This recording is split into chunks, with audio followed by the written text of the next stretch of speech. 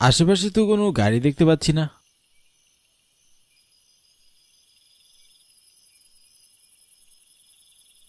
সামনে একটি লোক দেখতে পাচ্ছি, যাই তো গিয়ে জিজ্ঞাসা করি।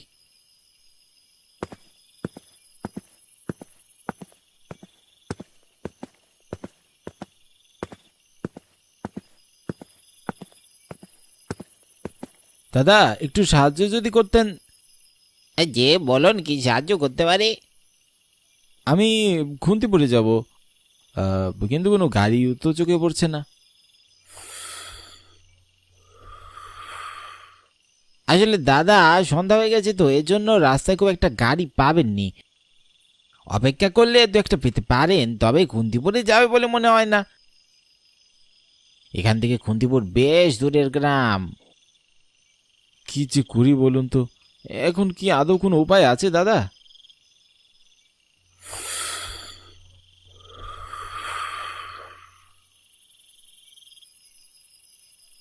ওই যে একটা গরুর গাড়ি দেখতে পাচ্ছেন, আপনি বরং ওই গরুর গাড়ি চালকের সাথে কথা বলে দেখতে পারেন, কেননা এই দিকটায় এখন কোনো গাড়ি পাবেননি।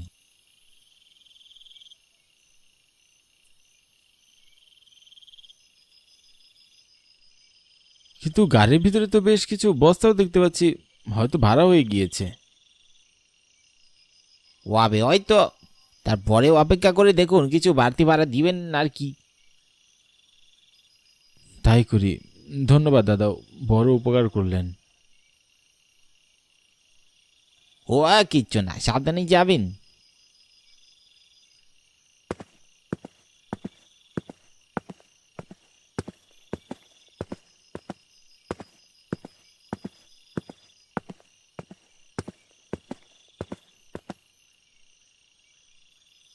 যাবেন নাকি দাদা খুন্তিপুর গ্রামে? হ, জামু। আমি তো খুন্তিপুর গ্রামেরই বাড়া খুঁজতাছি। খুন্তিপুর গ্রামে মোর বাড়ি, ভাবলুম শেষ বাড়া সেহানেই লইয়া যামু। আর কোনো যাত্রী আছে নাকি? বাড়া নাই, তবে এই বস্তা তিনটা নামাইয়া দিয়ে আপনারে লইয়া যামু। বেশ, চলুন তবে।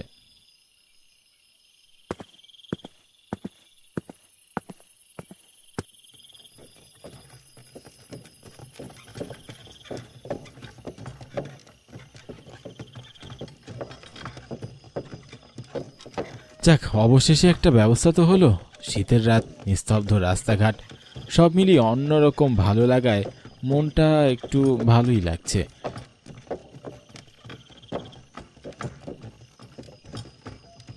আমি সুভাষ রয়, গ্রামে জন্ম হলেও বেড়ে উঠেছি কলকাতা শহরে। অনেক ছোটবেলায় আমার কাকা আমাকে শহরে নিয়ে চলে যায়, তারপর সেখানেই আমার শৈশব কাটে। লেখাপড়া এবং কাজ এখন শহরে। আমি এই গ্রামের জমিদার বল্লভ রায়ের একমাত্র পুত্র। বাবা মারা গেছে বেশ কয়েক বছর হয়ে গেছে। এখন গ্রামে আসার উদ্দেশ্যে পরিত্যক্ত জমিদার বাড়িটি বিক্রি করতে হবে। সেই উদ্দেশ্যে কলকাতা থেকে আমার এখানে আসা। আমি মুগ্ধ হয়ে গ্রামের সৌন্দর্য দেখছি। বেশ কটা বছর শহরে থাকার পর গ্রামের এই শান্ত পরিবেশ দেখার জন্য মন সবসময় অস্থির হয়ে থাকতো আমার। বিশেষ করে শীতের সময়টা আমার গ্রামেই ভালো লাগে।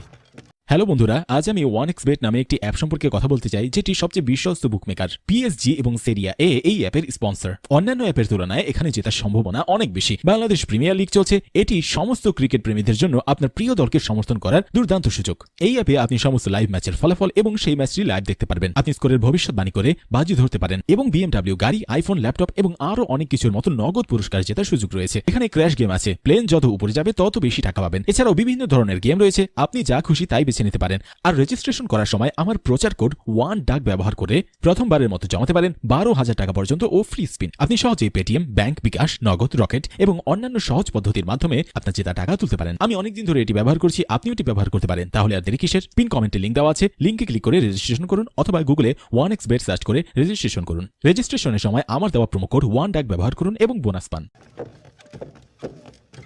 ঝিঝি পোকাদের ডাক শুনতে পেলাম বহু বছর পর। গ্রামের মেঠো পথ দিয়ে গরুর গাড়ি যাচ্ছে। আমি মুগ্ধ চোখে তাকিয়ে দেখছি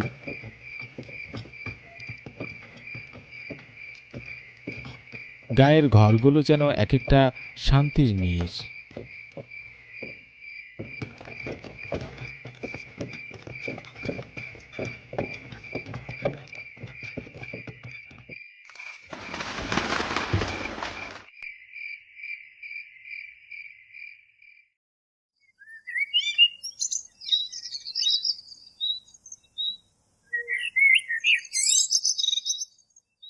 চোখ মেলে আমি সম্পূর্ণ অচেনা একটা কুটি বাড়িতে নিজেকে আবিষ্কার করি।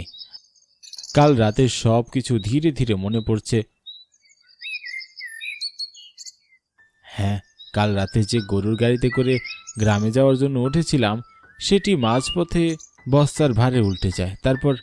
তারপর আমার আর কিছুই মনে নেই। গত রাতের কথা ঠিকমতো মনে করার চেষ্টা করছি, আর তখনই একজন মহিলা ফল হাতে আমার দিকে এগিয়ে আসে। কে এই মহিলা? বয়স তো আনুমানিক 38 কিংবা 40 হবে। ফর্সা গায়ের গড়ন, মেয়েটিকে বেশ চেনা চেনা লাগছে, কিন্তু মনে করতে পারছি না কোথায় দেখেছি।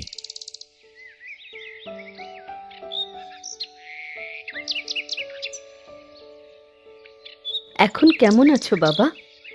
ফলগুলো খেয়ে নাও। কিন্তু আপনাকে তো ঠিক চিনতে পারলাম না। কে আপনি?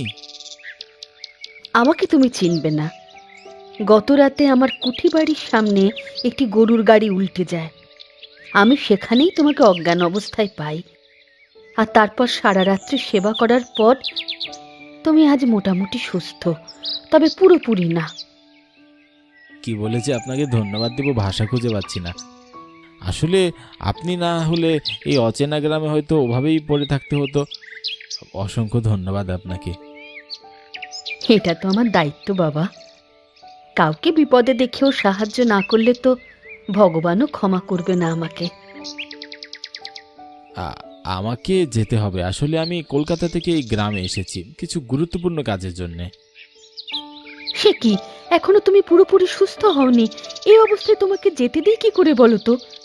তুমি বরং আমার এখানে দুদিন থেকে যাও, কোনো সমস্যা নেই। তারপর নিজেকে সুস্থ মনে হলে চলে যেও। আমার যে যেতেই হবে, কাজটা খুবই জরুরি। তাই আমি চলে যাওয়ার জন্য বিছানা থেকে উঠতেই হঠাৎ মাথা ঝিম করে ওঠে। শরীরের সমস্ত শক্তি নিঃশেষ হয়ে যায়।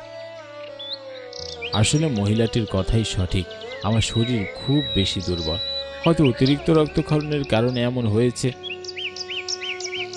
বলেছি না তুমি সম্পূর্ণ সুস্থ হওনি এখনো। বিশ্রাম করো।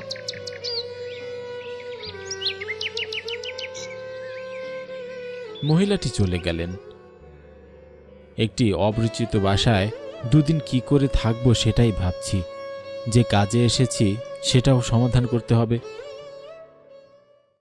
যাকগে, আগে সুস্থ হয়ে নেই, তারপর বাকি কাজ। আমি আবারও বিছানায় শুয়ে পড়লাম।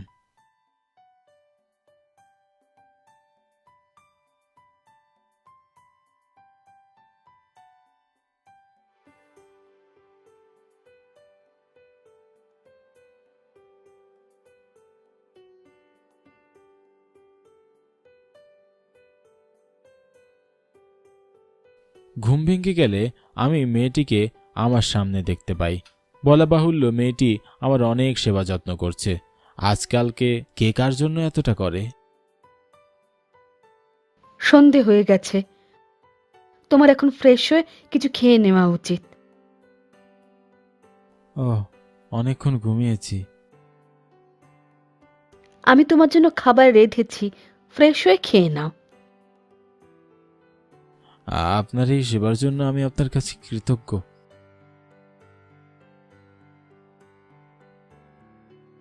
উনি চলে গেলেন। শীতের রাত অনেক দীর্ঘ হয়।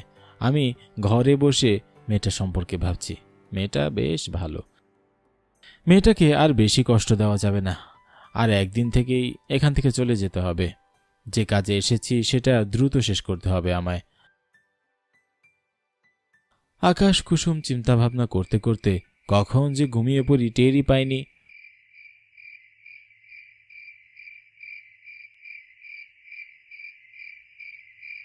ঘুম ভেঙে যায় প্রচণ্ড জলের পিপাসা নিয়ে। চোখ খুললে সামনে তাকিয়ে একটা গ্লাসে জল নিয়ে মেয়েটা আমার সামনে দাঁড়িয়ে আছে দেখতে পাই।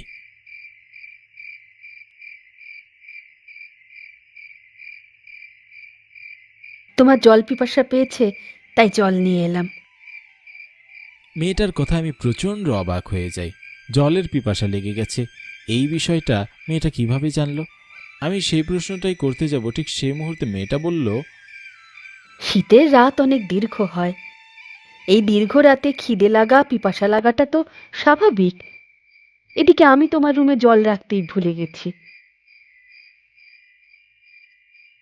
জি, অনেক জলের পিপাসা পেয়েছে।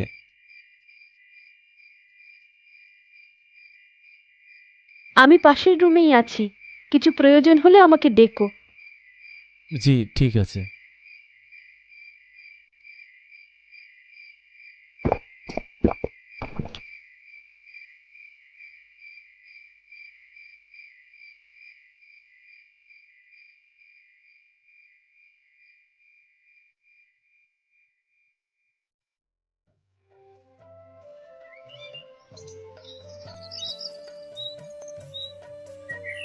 সকালবেলা আড়মোড়া ভেঙে খাটের উপরে বসে থাকি। বাহিরে পাখির কিচিরমিচির ডাক শোনা যাচ্ছে।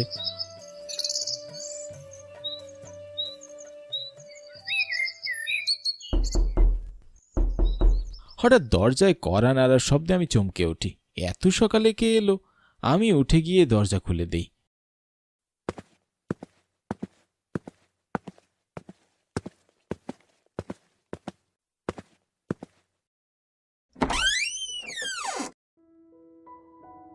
বাবু, আপনি এইখানে, আর আমি আপনারে কত খুঁজে বেড়াইলুম। ওই রাতে আপনি কোথায় ছিলেন? সকালে আমার জ্ঞান ফেরার পর আমি আপনারে খুঁজে পাইনি, তারপরেও আপনার অনেক জায়গাত খুঁজছি বাবু। ভালো আছো তুমি? ভালো আছি।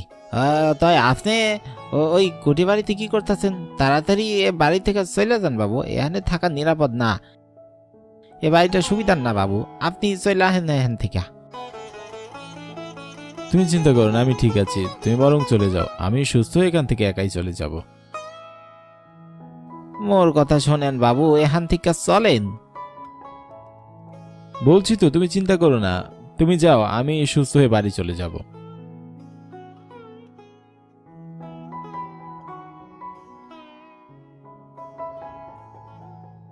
দুদিন পর আমি স্বাভাবিকভাবে হাঁটাচলা করতে পারছি।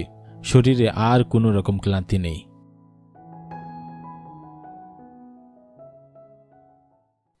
আপনাকে যে কি বলে ধন্যবাদ দেব ভাষা খুঁজে পাচ্ছি না। আপনি আমাকে না বাঁচালে হয়তো মারাই যেতাম সেদিন রাতে। আপনার প্রতি আমি চিরকৃতজ্ঞ থাকব। আপনার যদি কিছু প্রয়োজন হয় আমাকে বলবেন। না না, আমার কোনো কিছুর প্রয়োজন নেই। তুমি যে এই কয়দিন আমার বাড়িতে ছিলে, এটাই আমার সব থেকে বড় উপহার। তোমাকে সুস্থ দেখে ভালো লাগছে।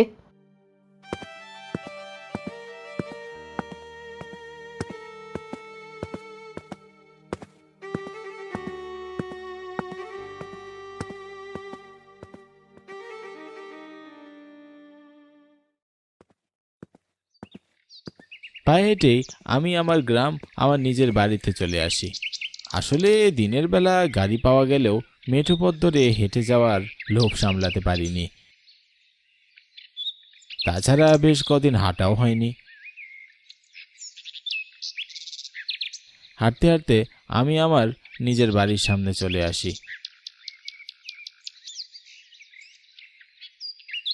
বাড়িটি এখন পরিত্যক্ত অবস্থায় পড়ে আছে। চারিদিকে জঙ্গলে ভরা এই জমিদার বাড়িটি এখন পরিত্যক্ত বাড়ি হিসাবেই পরিচিত।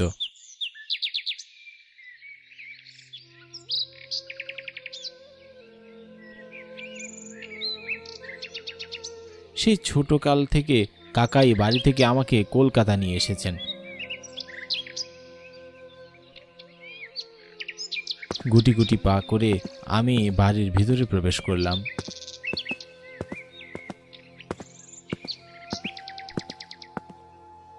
ভিতরে গিয়ে আমার যেন দম বন্ধ হয়ে এলো। পুরো বাড়িতে ধুলো বালি নোংরা পড়ে আছে, সবকিছু এলোমেলো অবস্থায় আছে। কেউ থাকলে হয়তো এই বাড়িটি আজও ঝকঝকে থাকতো।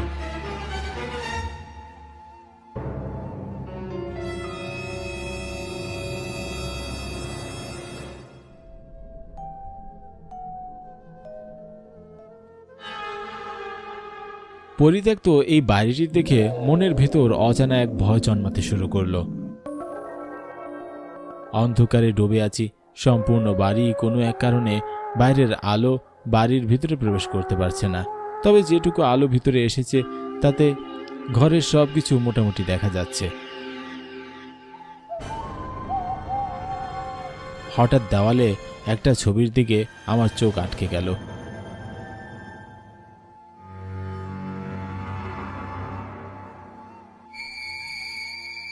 ছবিটি ভালো করে দেখতেই আমি যা দেখলাম তা দেখার পর আমি আমার নিজের চোখকেও বিশ্বাস করতে পারলাম না। ছবিতে যে মেয়েটি আছে সেই মেয়েটি আর কেউ নয়, ছবিটি সেই মেয়ের যার বাড়িতে আমি গত 3 দিন থেকে এলাম। আমার বাড়িতে এই মেয়ের ছবি কেন?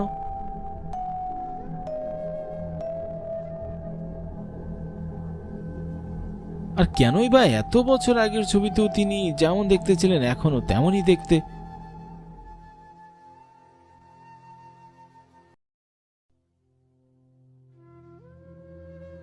এসব কথা আমার মাথায় ঘুরপাক খাচ্ছিল। এমন সময় পিছন থেকে কেউ একজন আছে এমন অনুভব হওয়ার সঙ্গে সঙ্গে আমি পিছনে ফিরে তাকাই। দেখি একটা লোক চাদর গায়ে জড়ানো অবস্থায় আমার দিকে তাকিয়ে আছে। আমাকে পিছনে ঘোরা দেখে লোকটি চলে যেতে লাগলো। আমিও তার পিছু করলাম।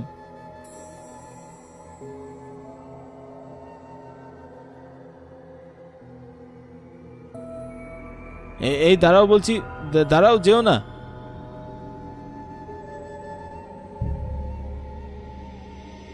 লোকটি দাঁড়িয়ে পড়ল।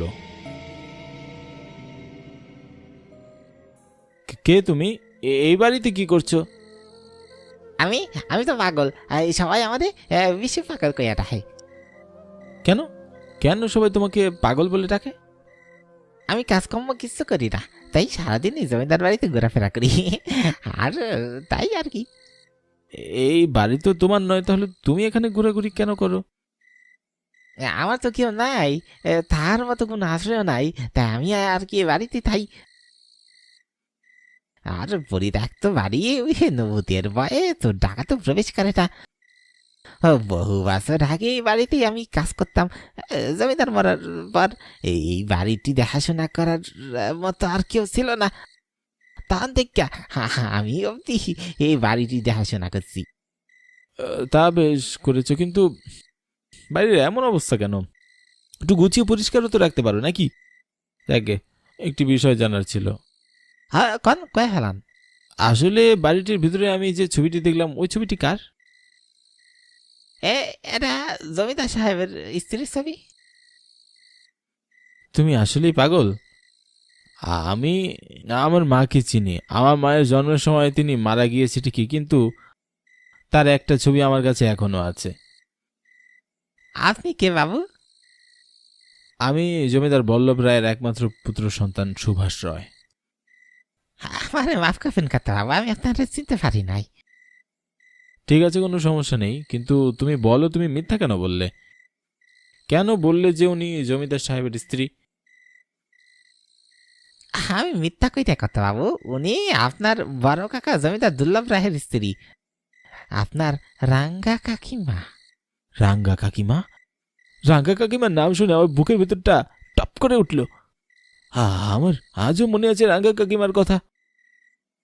আপনার বাবারা ছিলেন 2 ভাই, বড় ভাই জমিদার বল্লভ রায় যিনি আপনার বাবা, আর জমিদার দুর্লভ রায় যিনি আপনার বড় কাকা।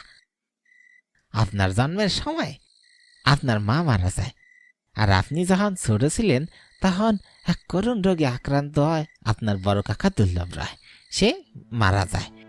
তিনি ছিলেন আমাদের একমাত্র জমিদার, সততা ও নিষ্ঠাই ছিল তার একমাত্র লক্ষ্য। তিনি মারা যাওয়ার পর তার জমিদারের সব দায়ভার চলে যায় জমিদার বল্লভ রায়ের উপর। অর্থাৎ আপনার বাবার কাঁধে। জমিদার দুর্লভ রায়ের কোনো সন্তান ছিল না, তিনি ছিলেন নিঃসন্তান। তার স্ত্রী রাঙ্গা কাকিমা আপনার নিজের সন্তানের মতোই বড় করছেন। কখনো কাউরে বুঝতে দেন নাই যে সে আপনার সন্তান নয়। ছোটবেলায় রাঙ্গা কাকিমা আমাকে কতই না আদর যত্ন করতেন।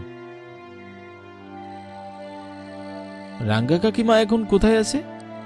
তিনি আজ বহু বছর আগেই মারা গেছে। কি পাগলের মতো কথা বলছো? রাঙ্গা কাকিমা মারা কি করে যেতে পারে? আপনার বাবা বল্লভ রায় এই জমিদার বাড়ি সহ সব সম্পত্তি বিক্রি করে কলকাতায় যেতে চেয়েছিলেন, কিন্তু যখন এই সম্পত্তি বিক্রয় করতে হইব তখনই সে বাধার সম্মুখীন হয়। এই সম্পত্তি তো তার না, এই জমিদার বাড়ি সহ সব সম্পত্তি বিক্রি করতে হইলে জমিদার দুর্লভ রায়ের স্ত্রী রাঙ্গা কাকিমার স্বাক্ষর লাগবে। আর তাই বল্লভ রায় কাকিমার কাছে গেলে রাঙ্গা সম্পত্তি দিতে রাজি হন, কিন্তু তিনি বলেন তিনি এই সব সম্পত্তি সুভাষ অর্থাৎ আপনার নামে লিখা দিব। রাঙ্গা কাকিমা আপনারে অনেক ভালোবাসতেন, তিনি নিঃসন্তান বলে সবটুকু ভালোবাসা উজাড় করে দিতেন, কিন্তু আপনার বাবা সেটা মেনে নিতে পারেননি। তিনি রাঙ্গা কাকিমাকে জোর করতে থাকে। এক পর্যায়ে বল্লভ রায় রাঙ্গা কাকিমাকে বিভিন্ন নির্যাতন করে আর খুব নৃশংসভাবে মাইরা ফেলে। হত্যা করার পর তার টেকসই নেন, কিন্তু তারপরেও এই সম্পত্তিগুলা বিক্রি করার ভাগ্য হয়নি তার। এই ঘটনার কিছুদিন পর আর স্বাভাবিকভাবেই জমিদার বাড়ির পুকুর পাড়ে আপনার বাবার লাশ ভাইসা ওঠে।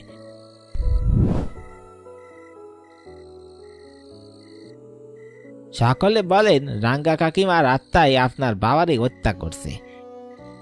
এরপর আপনার এক যুগ সম্পর্কে কাকা আপনারই কলকাতা নিয়ে চলে যায়, আর এই বাড়িতে একদম পরিত্যক্ত অবস্থায় পড়ে থাকে।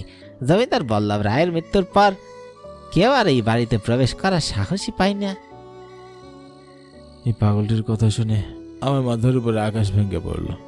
আস্তে আস্তে আমার সব ঘটনা মনে পড়তে লাগলো। আমি যেন এক অন্য জগতে পৌঁছে গেছি। মাথায় হাজারো চিন্তা, বারবার শুধু আমার রাঙ্গা কাকিমার কথাই মনে পড়ছে। মন বলছে হয়তো সেই কুটি বাড়িতে গেলে আমি রাঙ্গা কাকিমাকে আবার দেখতে পাবো।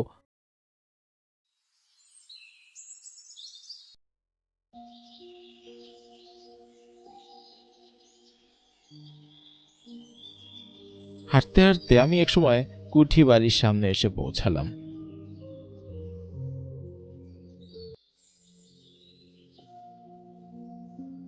কুঠি বাড়ির দরজা ঠেলে ভিতরে যেতেই আমার পায়ের নিচ থেকে যেন মাটি সরে গেল। মুহূর্তেই আমার গা শিউরে উঠল। নিজের চোখকেই বিশ্বাস করতে পারছি না। আজ সকালেও যে ঘর ছিল ঝকঝকে পরিষ্কার, মানুষ থাকার উপযোগী, কিন্তু কিছু সময়ের ব্যবধানে এই ঘর একদম ফাঁকা।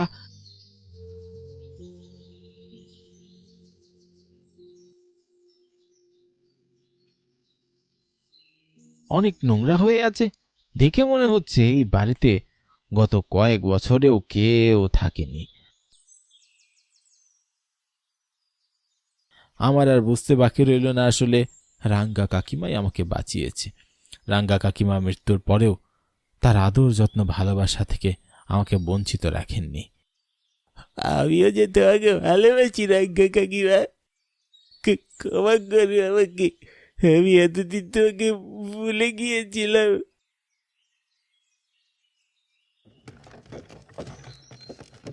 আমার বাবা খুবই খারাপ লোক ছিলেন। আমিও এরকমই কিছু করতে যাচ্ছিলাম, তবে এখন আমি সব বুঝতে পেরেছি। আর তাই পরিত্যক্ত জমিদার বাড়িটি একটি হাসপাতাল নির্মাণের জন্য এলাকার মানুষদেরকে দিয়ে দিয়েছি। আর সকলকে বলেছি হাসপাতালটির নাম হবে রাঙ্গা সরকারি হাসপাতাল।